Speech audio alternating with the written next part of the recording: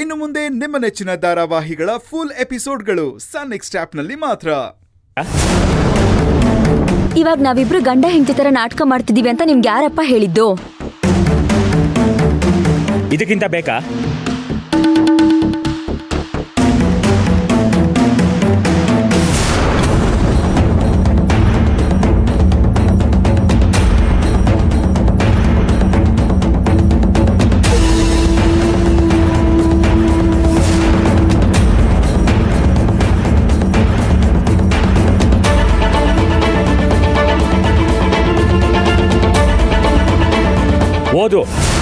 ಓದ್ಬಿಟ್ಟು ಅದರಲ್ಲಿ ಏನಿದೆ ಅಂತ ಎಲ್ಲರ ಮುಂದೆ ಹೇಳು.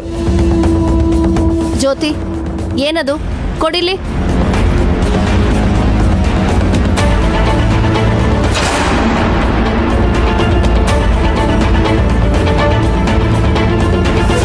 ಯಾಕೆ ತುಳಸಿ, ಮಾತು ಬರ್ತಾ ಇಲ್ವಾ?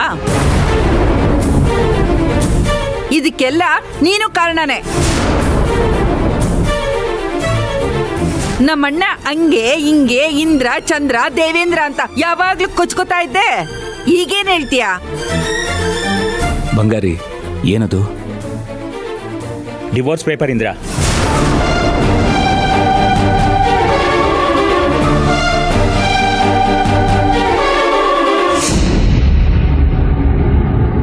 ಅಲ್ಲ ಅಳಿ ಅಂದ್ರೆ, ನೀವು ಜ್ಯೋತಿ 100 ಕಾಲ ಸಂದಾಗಿರ್ಲಿ ಅಂತ ನಾವ್ ಎಲ್ಲಾ ದೇವರನ್ನ ಬೆಡ್ಕತಾ ಇದ್ರೆ ನೀವಿಬ್ರು ಡಿವೋರ್ಸ್ ತಗೊಳಕ್ಕೆ ಹೊಂಟಿದಿರಲ್ಲ, ಇದು ಸರಿನಾ?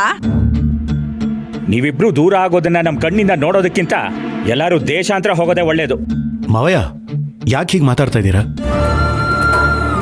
ಅಪ್ಪ ಅಮ್ಮ, ನೀವಿಬ್ರು ನಮ್ಮಿಬ್ರ ಬಗ್ಗೆ ಎಷ್ಟು ನಂಬಿಕೆ ಇಟ್ಕೊಂಡಿದ್ದೀರಾ? ನಾವ್ ನಿಮ್ ನಂಬಿಕೆಗೆ ಮೋಸ ಮಾಡ್ತೀವಾ? ಅಮ್ಮ ತಾಯಿ, ಇನ್ನೂ ನಿನ್ ಸುಳ್ಳನ ನಂಬೋದಿಕ್ಕೆ ನಾವ್ ತಯಾರಿಲ್ಲ ತಾಯಿ. ಜ್ಯೋತಿ ಹೇಳ್ತಾ ಇರೋದು ಸತ್ಯನೇ ಅತ್ತೆ. ಸತ್ಯನೇ ಆಗಿದ್ರೆ ನೀವಿಬ್ರು ಆಸ್ಪತ್ರೆಗೆ ಶ್ರೀರಾಮನ್ ನೋಡಕ್ ಯಾಕೆ ಹೋದ್ರಿ? ಹುಷಾರಿಲ್ದೇ ಇರೋರ್ಗೆ ಸಹಾಯ ಮಾಡಕ್ ಹೋಗಿದ್ವಿ ಅಷ್ಟೇ ಮಾವಯ್ಯ. ಸಹಾಯ ಮಾಡಕ್ ಹೋಗಿದ್ಯೋ ಅಥವಾ ಇವಳನ್ನ ಅವನನ್ನ ಒಂದ್ ಮಾಡಕ್ ಹೋಗಿದ್ಯೋ ಶಿವರಾಜು? ಅಯ್ಯೋ ಇಲ್ಲ ಅಪ್ಪ, ಆ ದೇವ್ರೇ ಬಂದು ಕತ್ ಹಿಡ್ದು ರಾಮ್ ಜೊತೆಗ್ ಬದುಕು ಅಂತ ಹೇಳಿದ್ರು. ನನ್ನ ಮಾವನ್ ಬಿಟ್ಟು ಎಲ್ಲೂ ಹೋಗಲ್ಲ.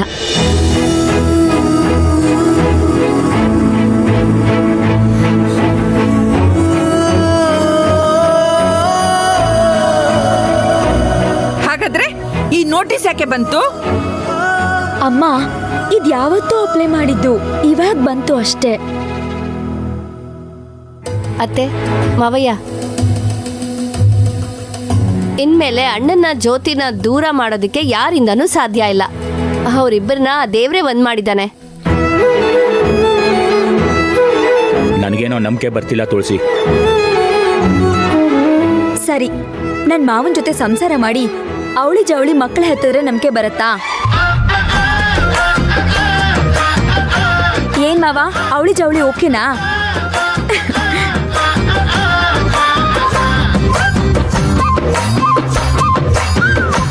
ನೋಡಿದ್ಯಾ ದೊಡ್ಡಪ್ಪ, ಪಂಚಾಯಿತಿ ಅಧ್ಯಕ್ಷರು ಯಾವ ಮಟ್ಟಕ್ಕೆ ನಾಚಿಕೆ ಪಟ್ಕೋತಾ ಇದಾರೆ ಅಂತ. ಇದನ್ನ ನೋಡಿದ್ರೆ ನಿಮಗೆ ಗೊತ್ತಾಗಲ್ವಾ ಅವರಿಬ್ರು ಯಾವಾಗ್ಲೂ ಒಂದಾಗಿದ್ದಾರೆ ಅಂತ?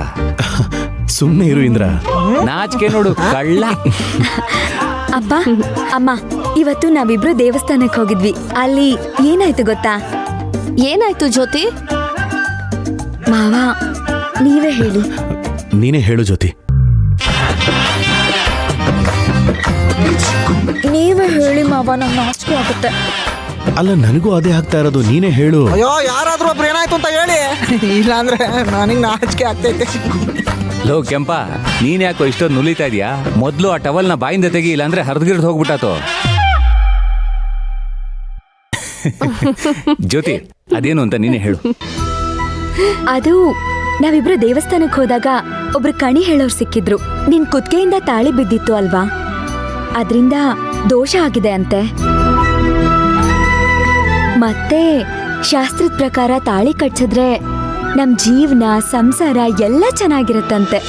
ಹಾಗೇನೆ ಮನೆ ತುಂಬಾ ಮಕ್ಕಳು. ನೀನ್ ಹೇಳೋದೇನೋ ಸರಿನಮ್ಮ, ಆದ್ರೆ ಅದಕ್ಕೆಲ್ಲ ಒಳ್ಳೆ ಟೈಮು, ದಿನ, ಮುಹೂರ್ತ ಎಲ್ಲ ನೋಡ್ಬೇಕಲ್ಲ. ಹೌದಾ? ಒಂದ್ ನಿಮಿಷ. ಅರೆ ಹುಷಾರು. ಏನಿದು ಜ್ಯೋತಿ, ಸೂಪರ್ ಎಕ್ಸ್ಪ್ರೆಸ್ ಶತಾಬ್ದಿ ತರ ಫಾಸ್ಟ್ ಆಗಿದೆಯಾ?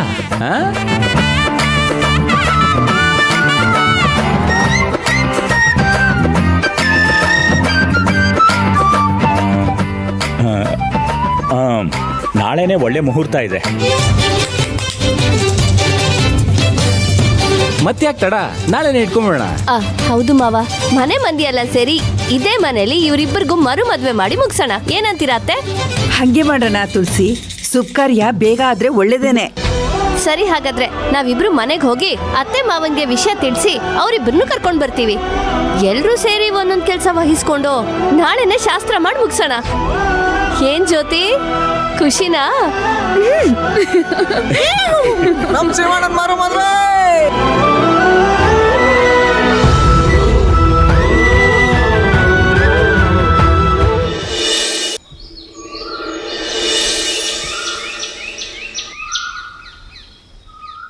ಮದುವೆಯ ಈ ಬಂದ ಅನುರಾಗದ ಅನುಬಂಧ, ಏಳೇಳು ಜನುಮದಲ್ಲೂ ತೀರದ ಸಂಬಂಧ. ಮಗ ಸೊಸೆ ಇಬ್ರು ತುಂಬಾ ಖುಷಿಯಾಗಿದ್ದೀರಲ್ಲ. ಅಪ್ಪ, ಈ ವಿಷಯ ನೀನೇನಾದ್ರೂ ಕೇಳ್ಬಿಟ್ರೆ ಸಖತ್ ಖುಷಿ ಆಗ್ತೀಯ. ಬಂಗಾರಿ, ಏನ್ ವಿಷಯ ಅಂತ ನೀನೇ ಹೇಳು. ಮಾವ, ಅತ್ತೆ, ನಾಳೆ ನಾವು ನಮ್ಮ ಅಣ್ಣನ ಮದ್ವೆಗೆ ಹೋಗ್ತಾ ಇದ್ದೀವಿ.